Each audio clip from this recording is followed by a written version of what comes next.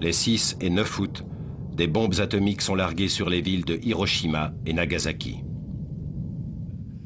Albert Camus, dans Combat, une position tout à fait remarquable, le 8 août 1945, c'est-à-dire 2 jours après Hiroshima et 1 jour avant Nagasaki, la civilisation mécanique vient de parvenir à son dernier degré de sauvagerie.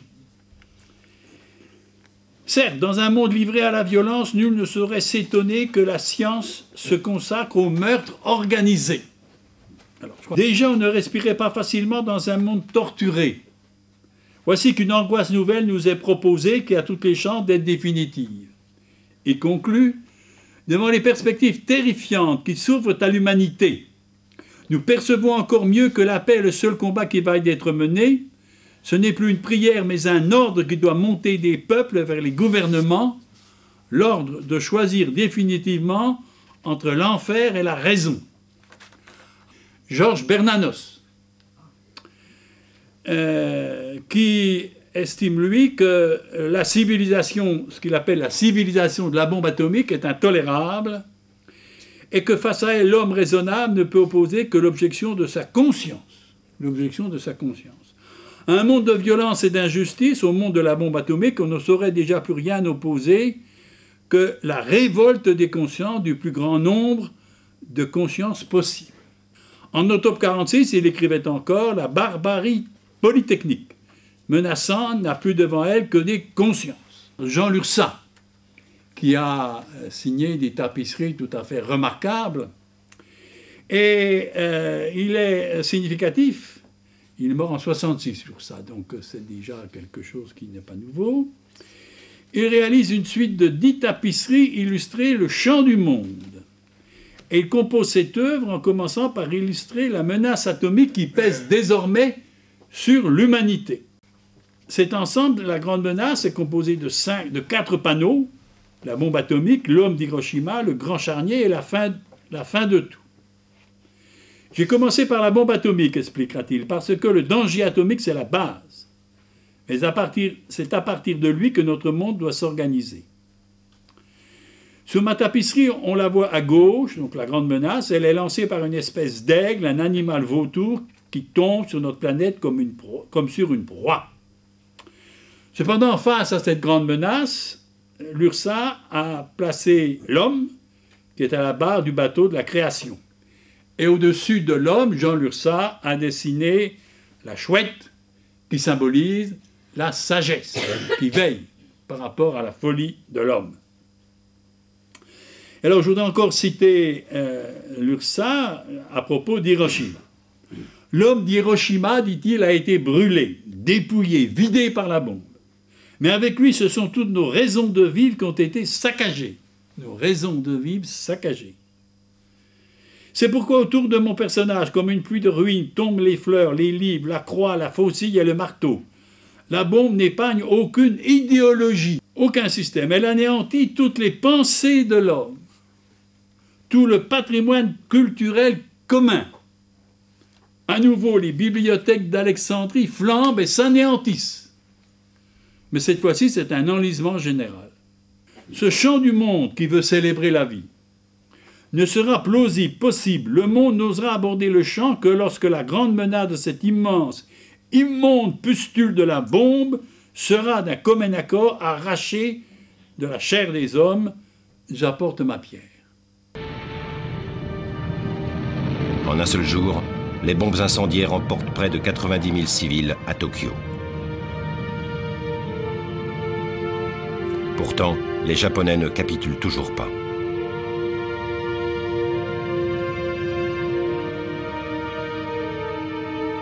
Les Américains craignent qu'une invasion du Japon ne leur coûte trop cher en vies humaines.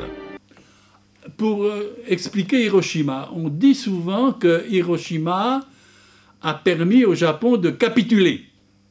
Et ce serait une des manières, quelque part, de justifier l'utilisation de la bombe atomique par les États-Unis. Or, il n'en est rien. Il n'en est rien.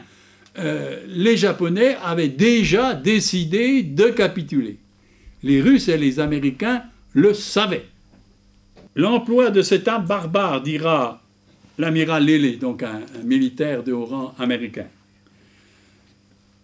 L'emploi de cette arme barbare sur Hiroshima et Nagasaki ne nous apporta aucune assistance matérielle dans notre guerre contre le Japon. Les Japonais étaient déjà vaincus. Il fallait tout simplement que la bombe marche.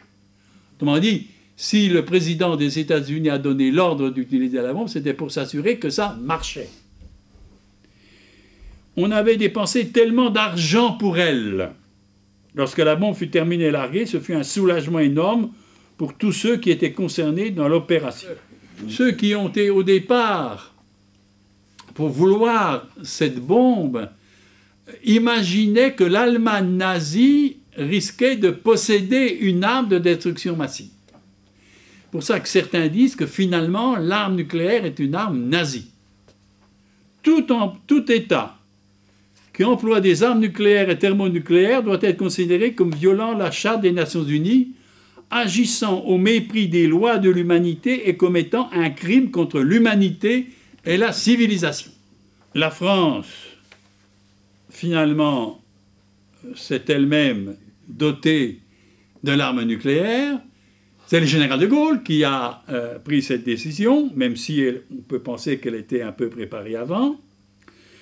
Le 13 février 1960 a lieu le premier essai atomique français au Sahara. Et le général de Gaulle s'écrie « Hurrah pour la France !» Depuis ce matin, elle est plus forte et plus fière.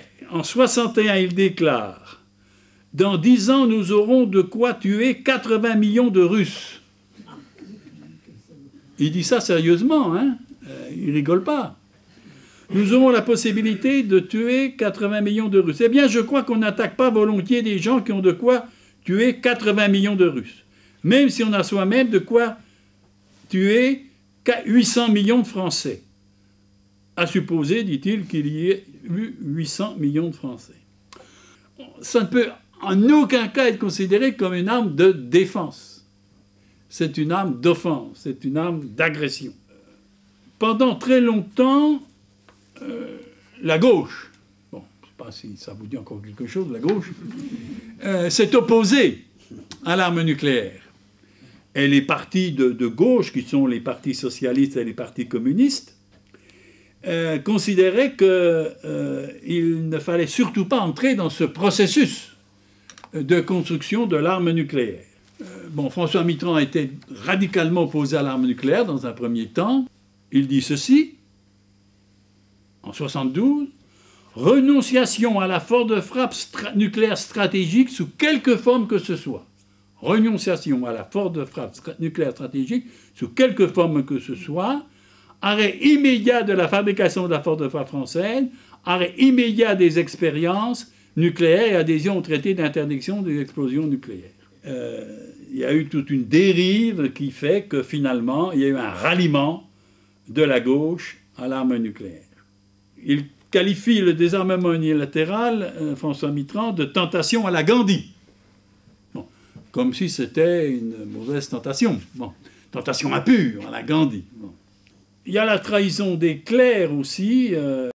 Jean-Paul II écrit « Dans les conditions actuelles », en 82, « Dans les conditions actuelles, une dissuasion fondée sur l'équilibre, non certes comme une fin en soi, mais comme une étape sur la voie d'un désarmement progressif, peut être encore jugée comme moralement acceptable. » C'est toujours le discours, notamment, des églises, et de l'Église catholique en particulier, et des évêques catholiques en particulier, qui ne proposent qu'un désarmement mondial. Alors, tout le monde est pour le désarmement mondial. Mais pour les évêques français, ça veut dire qu'ils cautionnent l'armement français. Un élément important, c'est finalement la révolution antitotalitaire en Union soviétique, qui sera non violente, soulignons-le, n'est-ce pas, avec Solidarność en Pologne, etc., etc. Et c'est cette révolution non violente qui va libérer le monde de la menace soviétique. Et qui va donc annihiler toute justification de la course aux armements nucléaires. Mais les États vont tout de même garder dans leurs escarcelles les armes nucléaires. Ce qu'a dit Obama, dans un discours qu'il a prononcé à Prague le 5 avril 2009, il est président et il affirme clairement, avec conviction, l'engagement de l'Amérique à rechercher la paix et la sécurité dans un monde sans armes nucléaires. Bon. Mais il a pris soin de préciser, ce but ne pourra pas être atteint avant longtemps, sans doute pas de mon vivant. Bon, ce qui est déjà... Et puis on ne peut le souhaiter que longue vie, évidemment. Alors surtout, il a affirmé, ne vous méprenez pas, tant que ces armes existeront, les États-Unis conserveront un arsenal sûr et efficace pour dissuader tout adversaire. Ces quelques mots sont finalement terribles, car ça veut dire qu'ils souhaitent évidemment l'annihilation totale, l'abandon total des armes nucléaires, mais ils précisent que de toute façon, ils les conserveront pour dissuader tout adversaire. Il aura finalement le prix Nobel de la paix, d'ailleurs, pour avoir laissé entendre qu'il pourrait supprimer les armes nucléaires. Tout le monde est pour le désarmement mondial. Et ça reste, bien sûr, l'objectif. Il y a eu un traité de non-prolifération des armes nucléaires, le TNP, mais dans la mesure où il n'y a aucune possibilité de rassembler l'ensemble des États nucléaires pour un désarmement mondial, est-ce qu'il ne faut pas briser ce consensus mondial, et notamment au niveau de la politique française, pour proposer des désarmements unilatéraux? Au niveau des hommes politiques, il y a un consensus, droite, gauche, alors les écologistes, pour l'instant, n'ont pas pris de position unilatérale claire. Michel Rocard, lui aussi, est pour le désarmement mondial. Bon. Et je ne sais pas si vous vous rappelez, mais en juin 2012, à propos de la dissuasion nucléaire, il dit ceci, c'est un serpent de mer. Tout le gouvernement, depuis toujours, et surtout tous les partis politiques qui font campagne, disent toujours qu'il faut couper dans les dépenses publiques. Moi, j'ai une idée. On supprime la dissuasion nucléaire. On supprime la dissuasion nucléaire, non française. 16 milliards d'euros, qui ne servent absolument à rien. Ah. Alors, ça a fait beaucoup de bruit, cette déclaration de Rocard. Beaucoup de gens, notamment au niveau des responsables politiques, socialistes tout particulièrement, ont pris du recul par rapport à cette position de Rocard, l'ont même dénoncé. Il s'est passé que Michel Rocard a fait marche arrière. Et il déclare sur France Inter, je cite, « Personne, en ayant réfléchi sur ces sujets, jamais n'a parlé de désarmement unilatéral. » Lui-même venait de prôner le désarmement unilatéral. Alors François Hollande va justifier à de nombreuses reprises la dissuasion nucléaire et déclara le 28 mars 2013 « Sur la défense, je suis le chef de l'État et chef des armées. Je sais ce qu'est l'indépendance nationale parce que la France est un grand pays qui peut décider seul. Nous avons une arme nucléaire. On peut penser ce que l'on veut de cette arme nucléaire. » Ah, c'est déjà une permission quand même. Il nous permet d'en penser du mal quelque part. Bon. On peut penser ce que l'on veut de cette arme nucléaire. Je sais que certains nombres de nos concitoyens y sont hostiles. Ah, il lit les journaux. Et même les journaux militants, parce qu'on ne peut pas beaucoup s'exprimer dans les journaux nationaux. Bon. Moi, je leur dis, c'est notre protection, c'est notre garantie. Il faut la conserver et même la moderniser. Autonomie de décision, protection du territoire, dissuasion, il faut maintenir. Claude Barthelone, vous savez, il est président de l'Assemblée nationale quand même, hein? Et il a dit lors d'un colloque, l'arme nucléaire fait partie de l'identité de la France, c'est comme le fromage. Bon. En 1966, le traité d'interdiction complet des essais nucléaires donc, ne permettait plus à la France d'expérimenter en grandeur nature des armes nucléaires. Donc on a inventé le laser mégajoule pour faire des expérimentations, en quelque sorte, en laboratoire. Je ne sais pas si vous vous en rappelez, la France a inauguré le laser mégajoule de simulation nucléaire. La France continue, malgré le traité de non-prolifération qu'elle a signé, elle continue à investir pour des milliards, 4 à 5 milliards par an, ce qui est quand même beaucoup. Alors que, soi-disant, il faudrait faire peut-être des économies. D'abord, ça nous coûte cher, là encore, 5 milliards d'euros dans un premier temps, on a beaucoup dépassé ce chiffre, et viole donc l'interdiction des essais nucléaires. Et il viole évidemment l'article 6 du traité de non-prolifération, car il s'inscrit en faux contre l'obligation faite aux États de négocier de bonne foi le désarmement nucléaire. Alors, Manuel Valls va inaugurer le mégajoule, et il va faire, alors là aussi, un discours. La France est un grand pays, dit-il. Et si sa voix, s'il insistait, est écoutée dans le monde, si ses armées contribuent à la stabilité et à la paix dans le monde, au Sahel, en Centrafrique, au Liban, aujourd'hui en Irak, la France le doit aussi au nucléaire de défense. Je m'excuse, mais c'est stupide. Comment la France pourrait menacer d'utiliser l'arme nucléaire dans les pays cités par le Premier ministre? Par exemple, en Centrafrique, au Liban, en Irak. Il y a une impossibilité radicale d'utiliser l'arme nucléaire. Donc, les conséquences humaines qui seraient véritablement cataclysmiques d'un tir nucléaire sont en quelque sorte éliminées et pour justifier les expérimentations de l'arme nucléaire. Alors, Le MAN, lui, s'est opposé d'emblée, évidemment, à cette problématique. Le MAN, donc le Mouvement pour une alternative non violente, et s'est efforcé de mener différentes actions pour tenter de sensibiliser l'opinion publique. Désacraliser l'arme nucléaire, délégitimer l'arme nucléaire, discréditer l'arme nucléaire, en commençant par le désarmement unilatéral de la France pour nous Français, et puis pour les Anglais, l'armement britannique, etc. Aux États-Unis, il y a aussi des penseurs et des militants américains qui contestent la politique américaine. Je crois aussi donc que c'est une principale menace sur l'environnement, bien sûr. On a fait une grande conférence récemment, n'est-ce pas? Mais on continue les expérimentations nucléaires. Les négociations qui se font dans le cadre du traité de non-prolifération nucléaire ont tout échoué. Et alors, là aussi, il serait intéressant d'analyser de près les discours des États nucléaires, ce qu'on appelle le P5.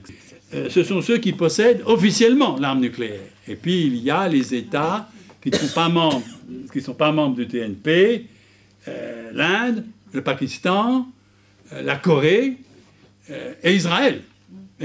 Qui possède évidemment l'arme nucléaire. Alors, le représentant du Royaume-Uni qui s'exprimait au nom des 5 États dotés, que j'ai rappelé tout à l'heure, stipule de parvenir à un monde sans armes nucléaires. Il rappelle toujours, il prétend toujours, n'est-ce pas, être tenu par l'obligation du TNP de renoncer à la course aux armements nucléaires. Mais il affirme tout simplement qu'ils doivent être maintenus au niveau les plus bas nécessaires pour garantir les exigences de la sécurité nationale. Alors ce concept de niveau le plus bas est totalement brumeux, il est totalement fallacieux, car le niveau de destruction le plus bas reste évidemment extrêmement haut. Et actuellement, il y a un mouvement en France qui est donc composé de différentes associations, organisations. Alors nous sommes tous pour le désarmement mondial. D'aucune parmi ces associations privilégie le désarmement unilatéral dans la mesure où c'est de la responsabilité propre des citoyens français. En Angleterre, il y a également un mouvement qui préconise le désarmement unilatéral. Mais encore une fois, il ne s'agit pas d'opposer l'un à l'autre. L'un doit être le moteur de l'autre. C'est-à-dire le désarmement unilatéral doit être véritablement, pour nous Français, le moyen le plus efficace d'enclencher un processus vers le désarmement multilatéral. Je crois qu'il faut absolument briser le tabou, n'est-ce pas, de vouloir éviter une position radicale dans le refus de l'arme nucléaire. Il n'y a aucun crédit à vouloir le désarmement de la France et à le conditionner par le désarmement des autres alors que les autres ne veulent pas le désarmement. Non. C'est une question, je crois, de rigueur, de cohérence éthique et politique, et stratégique, et financière. Non. Pourquoi continuer à dépenser des milliards tous les ans alors que probablement il y aurait des utilisations plus fécondes pour notre société.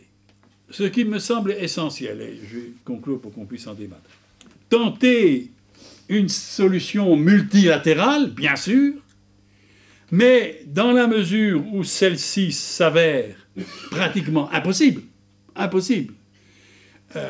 est-ce qu'il ne faut pas que les États nucléaires, chacun pour son propre compte, prennent ses responsabilités? Est-ce que la France doit attendre qu'il y ait un accord de tous les États nucléaires pour désarmer, avec les États-Unis, avec la Chine, l'Union soviétique, etc. Personnellement, je ne le pense pas. Je terminerai par citer mon ami Théodore Monod. Le désarmement, tout le monde en parle, personne n'en veut, c'est évident. On s'en gargarise dans les discours officiels. Mais ce n'est pas sérieux. Personne n'en veut en réalité. Personne n'y songe sérieusement. Si on y songeait sérieusement, quel est le pays qui aurait le courage de déclarer la paix au monde? Un pays qui dirait « Moi, je désarme, désarmement unilatéral ». Ça serait à travers le monde une telle flambée de stupéfaction que là, peut-être, les choses changeraient. La France est le pays le plus qualifié pour un geste pareil. Un geste qui aurait un retentissement prodigieux, j'allais dire cosmique. Là, les choses changeraient. Voilà. Je m'arrête là pour qu'on puisse largement débattre. Je pense aussi que les pays nucléaires n'ont aucun intérêt à changer de politique. Le seul pays où, à mon avis, l'opposition gagne du terrain, pour moi, c'est l'Angleterre. Ils sont parvenus quand même à ce que ce soit discuté au Parlement de manière régulière, de manière, dans la presse, on en parle, ici en France.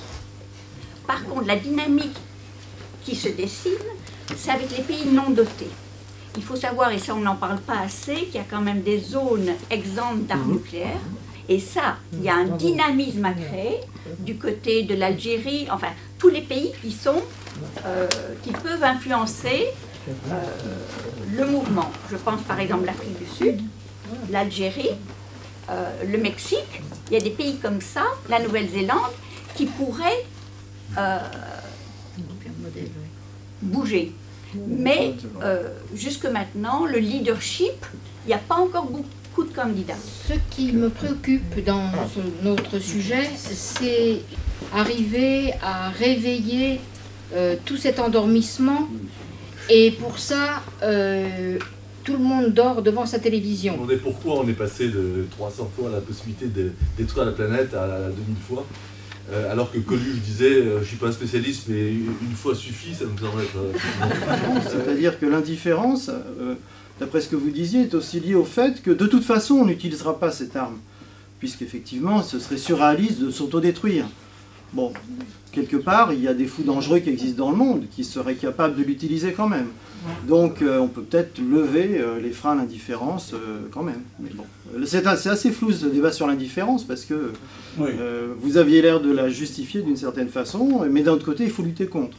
Oui, parce qu'en même temps, encore une fois, l'accident est quand même toujours possible. Voilà, donc j'ai bien aimé les arguments d'accident, de prolifération, l'accident est possible. Il y a d'ailleurs des dossiers qui existent sur des accidents dont on ne parle pas, évidemment. Bien que ça soit secret et complètement caché, il semble bien que les États-Unis d'Amérique, son armée, aient utilisé au moins une fois, peut-être 2 ou 3, des armes nucléaires. Et d'autre part, il y a aussi un autre aspect, c'est qui n'est pas véritablement nucléaire, mais qui est quand même dérivé du nucléaire civil et du nucléaire militaire, c'est les armements à l'uranium. L'uranium dit appauvri, mais qui n'est pas toujours appauvri. Parfois, c'est des déchets radioactifs divers. qui, eux, sont systématiquement déversés par les États-Unis d'Amérique en particulier, et aussi par la France et la Grande-Bretagne, dans toutes les guerres modernes. Il y en a eu des milliers de tonnes en Irak, en Afghanistan. Quand les États-Unis lancent des missiles Tomahawk sur Kobané, il y en a, de l'uranium. Et ça, je suis désolé, mais c'est un génocide durable. Parce que ça rend le pays complètement inhabitable. Ça fait des malformations congénitales absolument fabuleuses dans ces régions-là. Par exemple, à Fallujah, où un médecin a dit certains fœtus sont des masses de chair informes. Bon, alors je ne sais pas si vous voyez, mais c'est exactement la même chose que de lancer une bombe nucléaire, sauf que ça ne se voit pas, que ce n'est pas immédiat, mais que ça dure pour des milliers d'années, voire des millions d'années pour l'uranium. Comme vous l'avez expliqué, l'arme nucléaire, elle est encombrante parce qu'elle est dangereuse, chère, elle n'est pas efficace. Alors pourquoi est-ce que les gouvernements s'entêtent à vouloir la garder? Quelle pourrait être leur raison intime et inavouée de vouloir conserver l'arme nucléaire? Est-ce que c'est parce qu'ils croient sérieusement en ce qu'ils racontent, ou est-ce que c'est parce qu'ils sont influencés par les chefs d'état-major et compagnie? Et la deuxième question, c'est si par je ne sais quel miracle on parvenait à un désarmement multilatéral, est-ce qu'il faudrait penser à une sorte de mécanisme de surveillance qui s'assurerait que certains pays ne gardent pas secrètement quelques têtes nucléaires? Beaucoup de militaires sont contre l'armement nucléaire parce qu'ils estiment qu'ils ne peuvent pas financer le conventionnel. C'est un argument que je ne prends pas directement à mon compte, mais qui fait que finalement les militaires ne sont pas des jusqu'au boutistes de la dissuasion nucléaire. Et puis quelque part, de toute façon, ils sont dépossédés eux-mêmes de la décision d'utiliser l'arme nucléaire. L'arme nucléaire, c'est le seul chef d'État qui l'utilise. Donc l'arme nucléaire, finalement, démobilise non seulement les citoyens français, mais tous les militaires. Donc, j'ai posé la question à Michel Rocard, il m'a dit c'est le lobby industriel, quand on est aux manettes politiques, et qui là se disait la même chose. On vous dit de signer en bas de la page, les conseillers vous disent ça, les industriels vous disent ça, et le lobby industriel, et je crois qu'Eisenhower a dit la même chose aussi à la fin de son mandat, le lobby industriel est tellement fort qu'effectivement il y a une pression là, de chantage à l'emploi, de chantage aux devises, de chantage à tout ce qu'on veut, et de chantage aussi au développement technologique qui est issu de la mise au point de ces armes. Pour revenir sur les questions financières, est-ce qu'on a une idée précise des entreprises qui bénéficient de ces dépenses de 4 à 5 milliards par an? C'est Thales, ADS, Safran, etc., qui ont entre 5 et 15% de leur chiffre d'affaires, qui dépend, je crois que peut-être que vous pouvez me confirmer, enfin, qui dépend de la dissuasion nucléaire française. Voilà. On est sous tutelle du CEA, qui est un commissariat d'État, et donc sous tutelle de l'État. Mais le CEA, c'est l'État. Je parlais au niveau privé et du niveau privé. C'est-à-dire qu'on est dans une situation de dépendance qui fait qu'on ne peut même plus évoluer dans notre mentalité. Écoutez ce que c'est que la drogue, ce que c'est que l'addiction. Le tabac, eh bien, faisait partie de l'identité de Brassens, qui avait toujours sa pipe, de Lucky Luke, qui avait toujours sa cigarette. Et ça faisait partie, presque pas de leur ADN, mais de leur identité. Et l'arme nucléaire, de ce point de vue-là, pour certaines personnes, fait partie de notre identité. C'est-à-dire qu'on nous enlève l'arme nucléaire, eh bien nous ne sommes plus vraiment nous, comme on enlève la cigarette à certains. Et alors l'addiction, c'est intéressant à réfléchir, parce que quand vous avez affaire à un fumeur, il est d'accord que ça nuit à sa santé. Il est d'accord que c'est un budget terrible pour lui. Il est d'accord sur toutes les critiques que vous faites. Mais il continue à fumer. Et pourquoi continue-t-il à fumer? Il continue à fumer parce que la pression sociale autour de lui ne lui permet pas de prendre des attitudes de remise en cause. C'est-à-dire que si on trouve un système pour délégitimer l'arme nucléaire, comme on a trouvé un système pour délégitimer le tabac dans des réunions, eh bien petit à petit, ce sera les États nucléaires qui seront en état d'être montrés du doigt. Tout le monde trouve que c'est normal d'avoir l'arme nucléaire. Je pense que si on faisait un référendum aujourd'hui sans éducation préalable, les gens seraient pour, je vous l'assure. Eh bien, je pense que cette addiction a un outil. C'est le chantage à la sécurité. Le mot sécurité, je ne le supporte plus. C'est fini, je ne veux plus en entendre parler. Or, ce chantage à la sécurité est basé sur quoi? c'est la peur et la haine. Il faut un ennemi. Je vous rappelle qu'aux États-Unis, lorsque le complexe militaire ou industriel a compris que c'était fini, on ne pouvait plus désigner comme ennemi principal les soviétiques, ils ont poussé à l'islamophobie qui vient de renaître dans toute sa force. Et moi je pense très franchement qu'on ne pourra pas désintoxiquer la population tant qu'on n'aura pas pris au sérieux de la manière dont la haine et la peur sont aujourd'hui vraiment encouragées, développées par les médias et par nos hommes politiques. S'il y avait un référendum aujourd'hui, à cause de l'intoxication aussi dont parle Dominique, le référendum risquerait d'être défavorable et qu'on enterre le débat à ce moment-là pour une grande partie, un grand nombre d'années. Donc c'est un risque que personnellement j'aurais un petit peu tendance à ne pas vouloir prendre aujourd'hui, tant que je m'assure qu'une population n'est pas préparée à réfléchir sereinement. Quand on voit pour le changement climatique la puissance des lobbies industriels pour dire que tout ça c'est pas sûr, je pense que pour l'armement nucléaire qui, comme vous dites, intéresse pas encore trop les Français, même si on leur donne un débat, ça les intéressera pas suffisamment, et le lobby industriel, les organes de presse officiels, des militaires, des politiques et des industriels noiera totalement la prise de conscience de quelques individus derrière un héritage gaulien qui dit c'est pire que les fromages. Moi j'ai entendu dire dans ces colloques à l'Assemblée nationale, la dissuasion c'est la France, monsieur. La dissuasion c'est la France. Oui. Il y aurait quand même un grand débat. Il y aurait un débat, c'est le principe du référendum. C'est un débat. Je crois qu'il faut risquer le débat. Il y a l'aspect financier qui est tout de même, qui peut apparaître décisif. On dépense des milliards pour maintenir l'arme nucléaire. De ce point de vue-là, j'avoue que je ne suis pas pessimiste.